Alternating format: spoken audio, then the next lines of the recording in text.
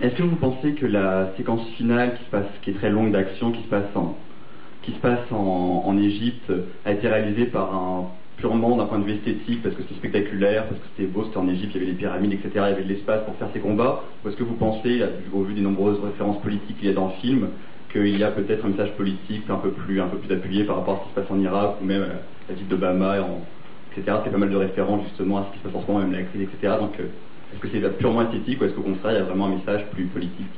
Well, in the final action scene in Egypt, obviously it's very spectacular and you have some aesthetics there, obviously. But do you feel that the shooting in Egypt happened because obviously of the grand aesthetics and the beauty of it, or is there also a political message behind? Because after all, in this film, you have some allusions to, Obama, Iraq, and some references. So would you say it's purely aesthetics, or would you say it's somewhat political?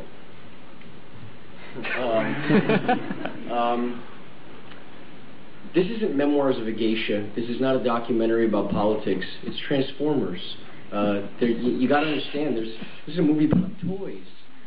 I mean, what are we talking about now for a second? Let's just think about that. I know that there's a number of ways to read into these things and bury us as a movie and call us the big bad American film. There's a lot of military in this movie. It's not just American. There's a lot of Jordanian military in this movie, and they're looked at in a very good light. British military is looked at in a very good light. Mike made an attempt. Again, we get clearance to play with these big toys, and the trade-off to get this clearance is you got to be nice to these people in the film, and that's why the military is so highly regarded. Because without them, you can't make this movie. There's no budget that would allow it. Alors en fait, c'est vrai que, je veux vous rappeler, revenons un peu sur Terre, ce n'est pas Mémoire d'une geisha, ce n'est pas un film politique. On est en train de parler de Transformers, donc des jouets à la base.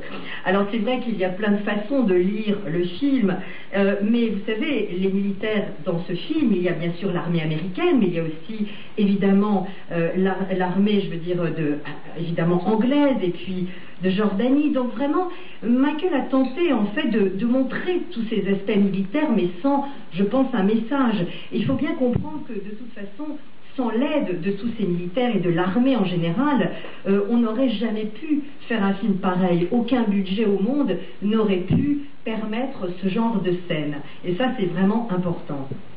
Autre question? Oui, après les jouets, je voudrais parler un peu, moi, des comic books. Shia a signé il était censé signer pour le rôle principal de Why the Last Man. Et vous avez signé pour Fathom. J'aimerais qu'ils nous parlent tous les deux de ces futures adaptations.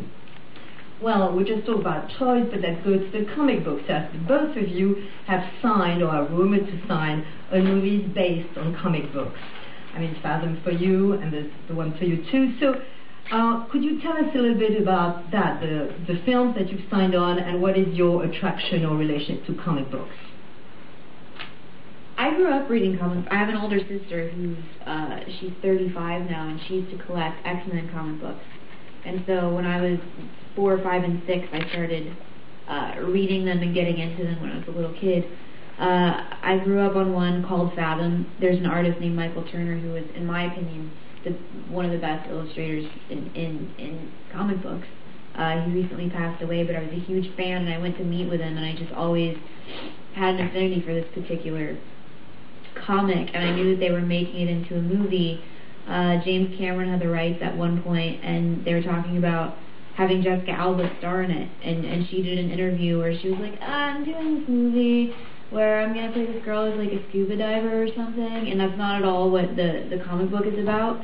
So I just needed to get it. I needed it to be, if not with me, with someone who loved it as much as I loved it. And it's sort of in the fetal stages of the process, so it's not happening yet. Alors voilà, alors donc pour effectivement en ce qui me concerne, moi j'ai grandi vraiment avec les bandes dessinées, et surtout ma sœur qui aujourd'hui a 35 ans, qui était plus âgée, les collectionnait, donc moi je me suis mis à collectionner toi X-Men et de l'âge de 4 ans à 6 ans, vraiment je les dévorais comme une gamine. Et en parlant de Fathom, eh bien j'ai toujours été une fan, et d'ailleurs je l'ai rencontré, une fan de Michael Turner, qui à mes yeux est un des meilleurs illustrateurs de BD du monde, qui est mort récemment. Et donc j'étais vraiment, depuis le départ, j'avais une vraie affinité pour cette BD, ce personnage. D'ailleurs, à un moment, James Cameron avait les droits et Jessica Alba devait faire le rôle. Et je me souviens que quand elle parlait de ça, elle parlait d'une sorte de plongeuse. Enfin bon, je sentais qu'elle n'avait pas le caractère comme moi, je l'avais perçu. Donc pour le moment, Fathom, c'est encore au stade vraiment, on est tout au début. Donc pour le moment, je ne peux pas vous en dire plus. What about you, Shia? What is your... I enjoy comic books like the next guy, and I hope to make Y the Last Man sometime in the future. That's it. That's it. Voilà, donc voilà, il a donc lui aussi, c'est un fan voilà, des comic books, mais donc il espère que Y the Last Man va bientôt voir le jour, mais pas d'autres commentaires. Dernière question. Troisième, Transformer. Troisième Transformer, a third installment, Transformer 3, is it in the offing? People like the second one, sure. Voilà, donc si le public réagit, répond bien au numéro 2, bien sûr, il y aura un Transformer.